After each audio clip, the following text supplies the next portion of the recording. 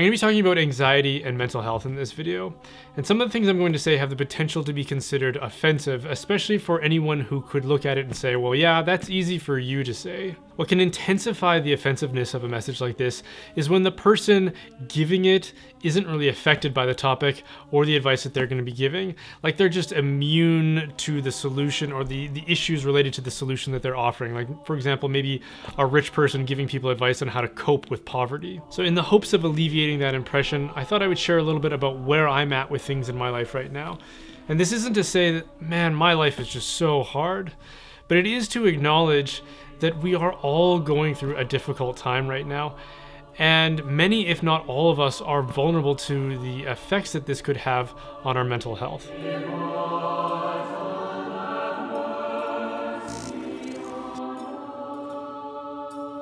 So at the time I started writing down my thoughts for this video, my wife and I had just traversed weeks of fairly sleepless nights because of some escalating illness that our newborn daughter was developing that we didn't really quite understand. And this also meant that I was really struggling to put any productive time at work, and that all the rest of our 5 children were also growing somewhat feral from the amount of neglect they'd been experiencing. At the same time, we were in the midst of trying to sell our home after purchasing another home and fearing the possibility that we would have to carry both properties for some time, although we had a contingency plan for that. And so we received an offer on our house, and this was pending an inspection, which we were gearing up towards. And even though life was crazy and hectic with a newborn who wasn't feeling good and we weren't getting much sleep, we were powering through it to prepare for the inspection of the house. So the day before the inspection, my wife decided to take our daughter to see the doctor at the hospital because of these escalating symptoms that were growing more and more concerning as time went on. And while there, discovered that her condition was actually very serious and that she needed emergency surgery to save her life. And they were then going to be in the hospital for several days after this. But we put on a brave face and we powered through it. While my wife was at the hospital, I got all the kids ready and cleaned up the house and got it ready for the inspection. And then we had to vacate the house for about 3 hours, right at the time when authorities started saying, don't leave your house. Things are getting crazy out there. So the inspection happened and it was all said and done, and we breathed a sigh of relief. And within a few days, just as the conditions on the sale of our home were about to be lifted, we found out from the buyers that they were blowing up the deal and walking away, obviously spooked by the pandemic and everything that was going on, which meant that we were now going to have to carry 2 properties, neither of which we would have any hope of selling if we wanted to, because everything's shutting down. And if things ever do pick up back again, the housing market will have suffered significantly. So that's where we're at with things. So needless to say, my anxiety levels have been higher than I can ever remember them in my entire life. And all of which is to say that if you're stressed about what's going on out in the world, I can definitely relate. Anxiety and depression can be debilitating. They can make you turtle up and opt out of the business of living life, with despair often being the crippling result. When we lose our sense of meaning and purpose and hope, it's the kind of thing that can derail our lives completely. We need hope to live. We need hope to find reasons to get out of bed in the morning and to live our lives intentionally as if there really is a purpose to it. But what is hope? Hope is something that people of nearly every walk of life can admit is a good thing. Politicians and ideologues representing every wind of doctrine love to employ the language of hope because they know how universally appealing it is. Hope could be described as our willingness to look forward in trust that things will get better. But what is that based on, and what do we mean by better? Because if by better we mean that all our wishes and expectations will be satisfied, what are we basing that on? Is it based on past experiences?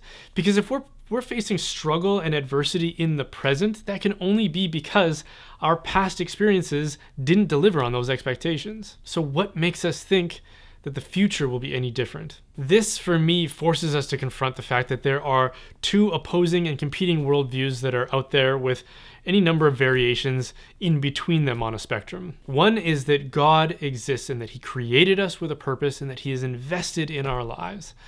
The other is that there is no God, and that our existence is the consequence of an incalculably long sequence of cause and effect propelled by random chance. Yet both the atheist and the theist need hope to survive.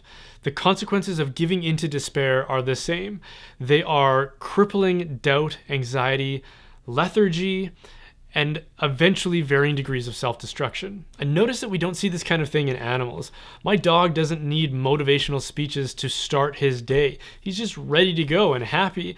And he's geriatric, but the moment we see him, his tail is wagging and he's happy and ready to face the day. But if both the atheist and the theist need hope to survive, then what inspires that hope? Is it just irrational optimism that says no matter what, things are going to work out great in spite of our past experiences and any reasonable forecast for the future?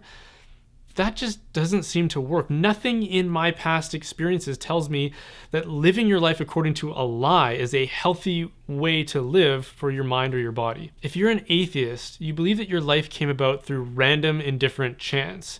You're an accident of the natural processes of the universe assembled through an incredibly unlikely sequence, something like trillions of monkeys typing on typewriters until one of them accidentally produces something like a Shakespearean masterpiece. If you're lucky, you will live 80 years, which when compared to the 13 billion or so years that the universe has existed for, is a number so inconsequentially small that it might as well not be measured.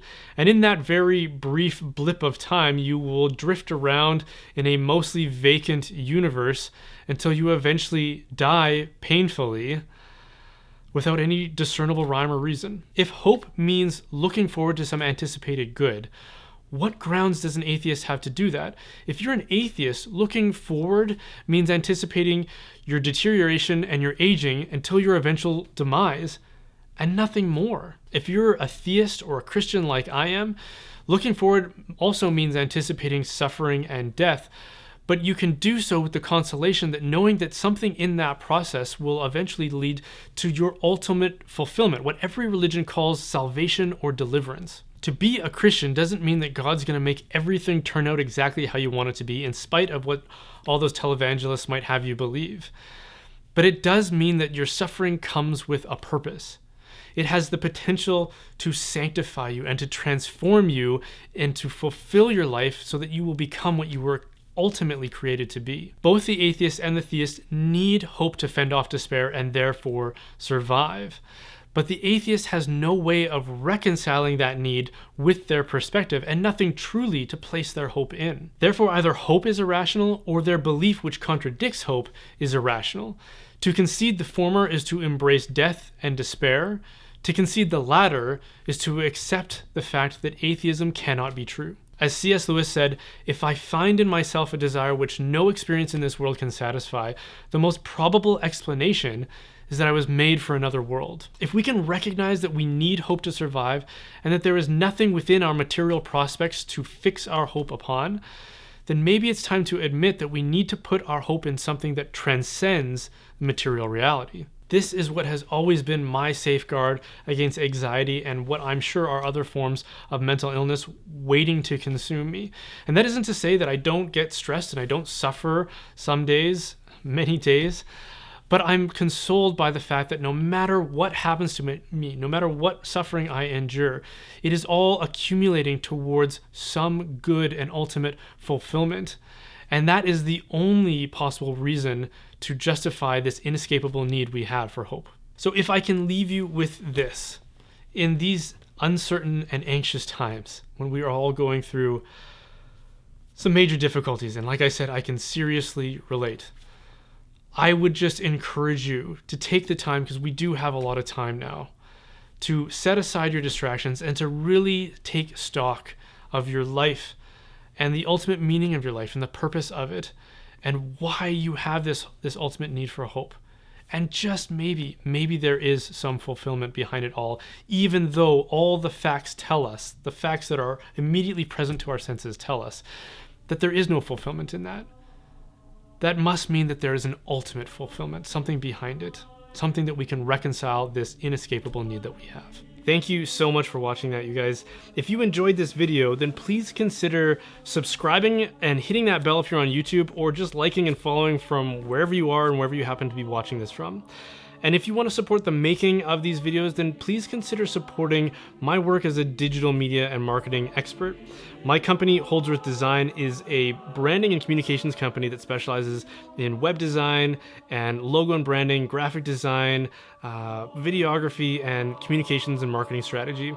So if you know of a parish or a diocese or a business or a ministry that needs help in those areas, then please send them our way, and I'm sure that we can probably help them out. And be sure to check out the website, which is holdsworthdesign.com.